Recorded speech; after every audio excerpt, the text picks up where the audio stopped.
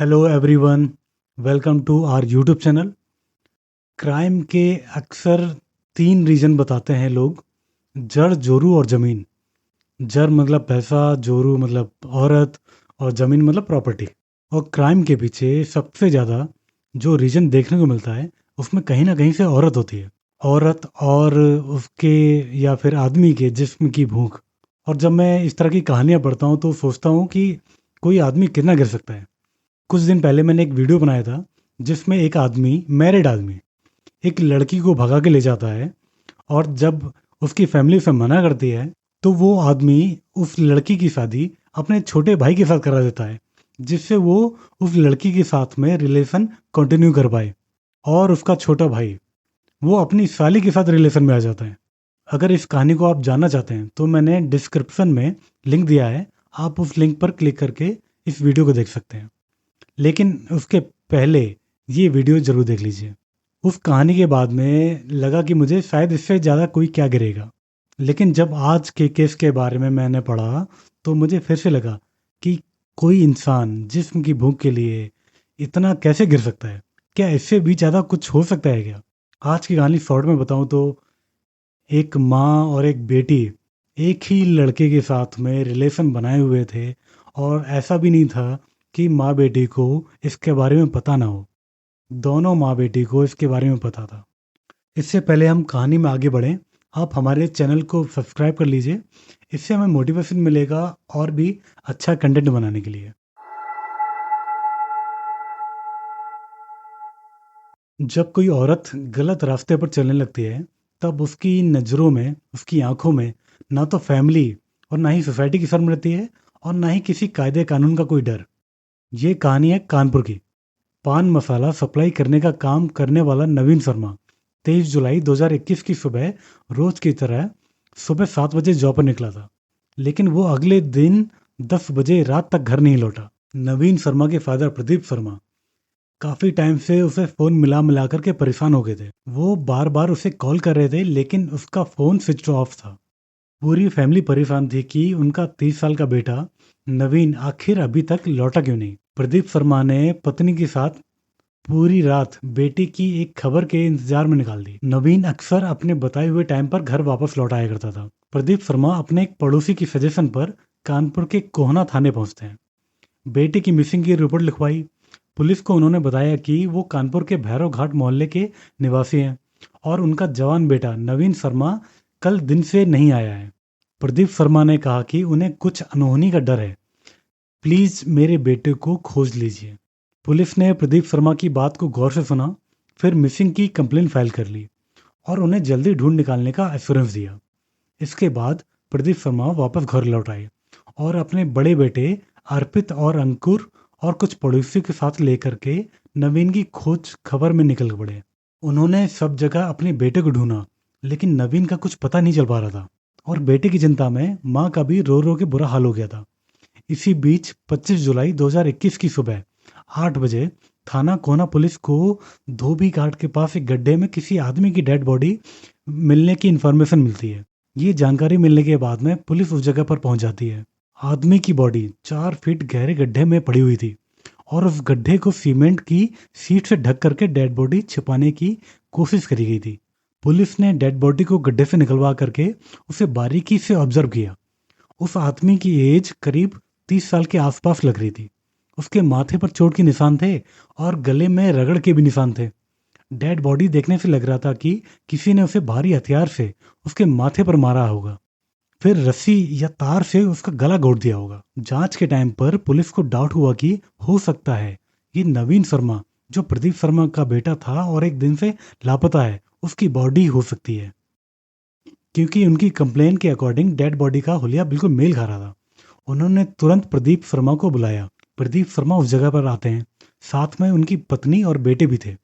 उन्होंने dead body देखते ही पहचान लिया, वो नवीन शर्मा की ही डेड बॉडी थी। नवीन की डेड बॉडी देख करके घर वाले रोने लगे। पुलिस ऑफिसर्स ने परिवार को संभाला और डेड बॉडी को पोस्टमार्टम के लिए भेज दिया। उसके बाद उसकी फैमिली से पूछताछ की गई, जिससे पुलिस को कुछ क्लू मिल पाए और वो जांच को आगे बढ़ा पाए। प्रदीप शर्मा ने पुलिस को बताया कि उनके बेटे नवीन का एक वीक पहले टेफ्को टेनरी के किनारे रहने वाले भोला जायसवाल की पत्नी गुड़िया और उसकी बेटी कांति के साथ झगड़ा हुआ था। तब से वो नवीन से दुश्मनी कर बैठी थी। भोला और उसके बेटे भगत ने भी नवीन को धमकी दी थी। प्रदीप शर्मा ने नवीन के मर्डर का आरोप सीधे सीधे जायसवाल परिवार पर लगा दिया था। पुलिस ने पूछा कि नवीन का झगड़ा किस बात को लेकर के हुआ था। नवीन के भाई ने बताया कि भगत और नवीन बेस्ट फ्रेंड्स थे। कुछ दिन पहले नवीन ने भगत की बहन कांति को उसके बॉयफ्रेंड रंजीत के साथ में रंगे हाथों पकड़ लिया था। ये बात नवीन ने भगत को बता दी। इस बात पर भगत और उसके फादर भोला ने गुड़िया और कांति की पिटाई कर दी थी। अब ये सोच रहे होंगे कि बात तो केवल कांति की बताई थी, तो गुड़िया की पिटाई क्यों कर दी? आपको आगे पता चलेगा। और जब कांति और गुड़िया को पता चला कि नवीन ने ही कांति के बॉयफ्रेंड वाली बात लीक की है, तो उन्होंने नवीन से झगड़ा कर लिया।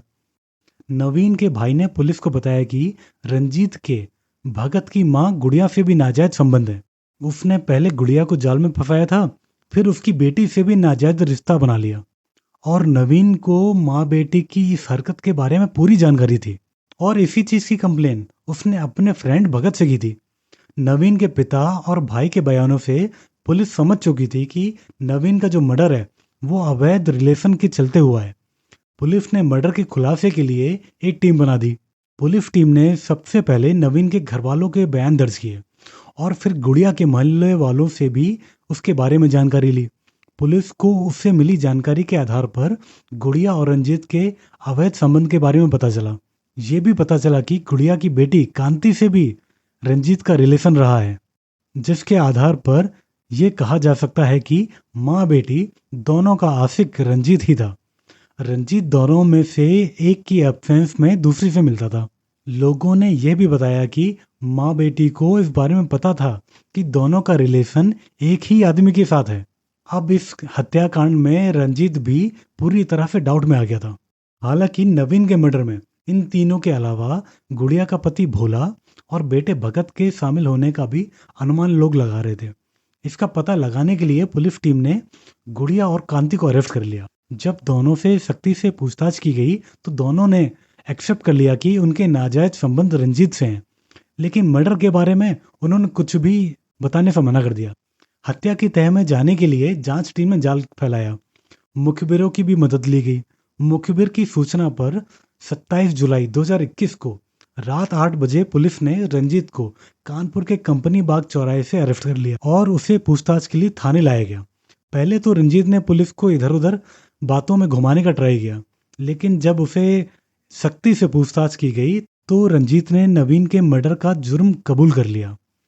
उसने केबल के उस टुकड़े के बारे में भी पुलिस को बता दिया जिससे नवीन का गला कस करके मर्डर किया गया था, और नवीन का मोबाइल भी उसी के पास मिल गया।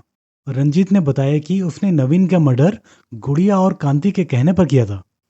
दोनों ही मर्डर की साजिश में शामिल थी।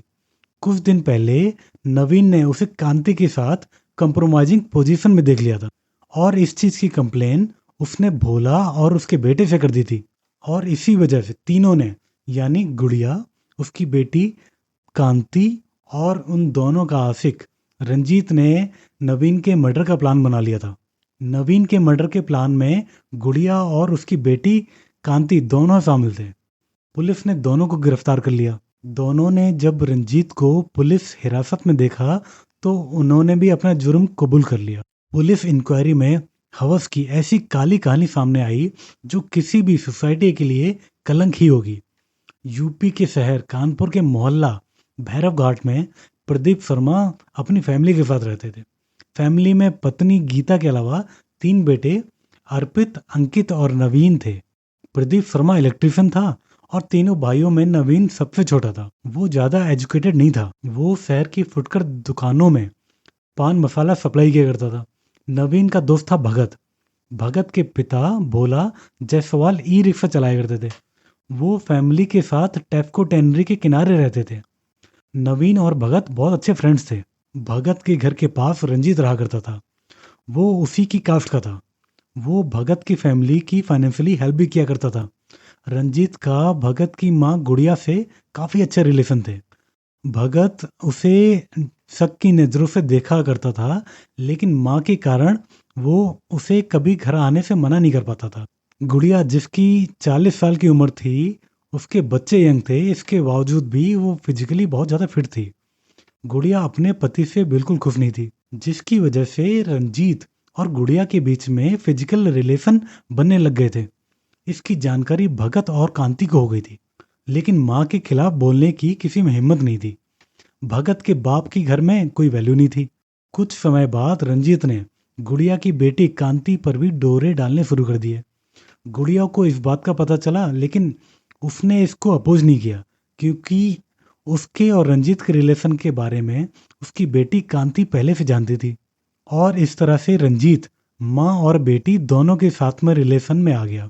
14 जुलाई 2021 को नवीन ने कांति और रंजीत को घर में कंप्रोमाइजिंग पोजीशन में देख लिया, और नवीन ने ये बात भगत को बताई। भगत ने माँ बहन की सारी बात अपने बाप को बता दी। भोला ये सब बातें सुनकर के बहुत गुस्सा हुआ, जिसके बाद भोला और भगत ने दोनों गुड़िया और कांति की खूब पिटाई की। 2 दिन बाद कांति और गुड़िया ने नवीन की कंप्लेन और फिर पिटाई की जानकारी अपने जो उनका आशिक था रंजीत को बताई। उन तीनों ने अब नवीन को सबक सिखाने का प्लान बनाया। 23 जुलाई 2021 की शाम 4 बजे रंजीत ने कांति के जरिए नवीन को अपने घर बुलाया। नवीन शर्मा जब कांति के घर पहुंचता है तो पता चलता है कि माँ बेटी कुछ सामान लेकर के बाहर से आ रहे हैं। नवीन ने माँ बेटी की मदद की और सामान को घर पर ले आए। और पीछे से नवीन के घर में होने की खबर गुड़िया ने मोबाइल के फ़ोन के थ्रू रंजीत को दे दी। रंजीत पहले तो शराब के ठेके पर गया, फिर वहाँ पर उसने दारू पी।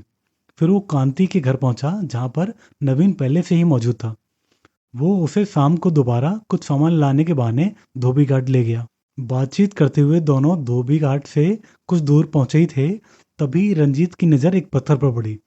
रंजीत ने उस पत्थर को उठाया और नवीन के माथे पर तेजी से मारा। नवीन बेहोश होकर के जमीन पर गिर पड़ा। उसके बाद रंजीत ने केबल के टुकड़े से नवीन का गला घोट दिया। मर्डर के बाद रंजीत ने नवीन की जेब से मोबाइल फोन और जो भी रुपए थे वो निकाल लिए। फिर डेड बॉडी को घसीट करके एक गड्ढे में डाल दिया और गड्ढे को सीमेंट की एक चादर से ढक दिया। नवीन की डेड बॉडी को छिपाने के बाद रंजीत गुड़िया के घर आया। उसने माँ बेटी को नवीन के मर्डर की पूरी जानकारी दी। रंजीत ने कांति को नवीन का मोबाइल फ़ोन और उसकी जेब से निकाले हुए रुपए दे दिए। कांति ने रुपए ले लिए, लेकिन उसने मोबाइल फ़ोन को नहीं लिया। रंजीत ने मोबाइल फ़ोन तोड़ करके धोबी घाट के पास झाड़ियों में फेंक दिया था। 28 जुलाई 2021 को पुलिस ने गुड़िया, कांति और रंजीत को गिरफ्तार करके कानपुर कोर्ट में पेश किया। उन तीनों पर अभी ये मामला चल रहा है और तीनों के तीनों अभी जेल में हैं। आपने माँ बेटी और उनके कॉमन बॉयफ्रेंड वाली स्टोरीज एडल्ट मूवीज में देखी होगी, लेकिन इस दुनिया में ये सब भी हो रहा है। इसी को तो कलयुग कहते हैं। आपको ये कहानी कैसी लगी, आप हमें कमेंट्स में ज़रूर बताइए, और चैनल को सब्सक्राइब ज़रूर कीजिए। यहाँ तक वीडियो देखने के लिए थैंक यू।